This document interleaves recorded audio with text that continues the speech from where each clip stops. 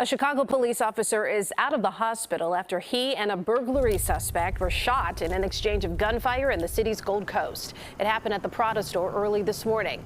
With crimes increasing here in Chicago and this one turning violent, we're asking, what can we expect to change? CBS 2's Tara Molina spoke to crime and retail experts and brings us more from the luxury store where this happened. Experts tell us attempted burglary cases like this turning violent, they're becoming less unusual. But what really stands out here, the willingness to be violent with police. And we're told that could mean changes in retail across the city. Boarded up storefronts, vehicles still inside. You've seen crash and grab visuals like these across the city, especially in Chicago's high-end shopping districts. But with the attempt at the Prada store leading to much more than shattered glass, experts tell us we can expect changes here in Chicago. This is an unexpected encounter with an unexpected result. It's becoming more common to become more violent. Police say officers responding here told a suspect to drop his gun. He didn't, and there was an exchange of gunfire where two officers fired their weapons. One officer and the suspect shot. With crash and grabbers not only carrying weapons, but willing to shoot at police.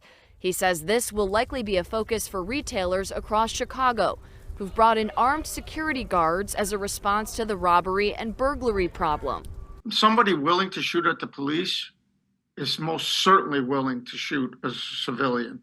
We took a closer look at the crime numbers and found burglaries of small retail stores and department stores peaked in 2020, but have dropped and stayed steady since. What the numbers don't reflect. Unfortunately, we've seen an uptick, a pretty substantial uptick in the number of times that weapons are being brandished in these types of approaches.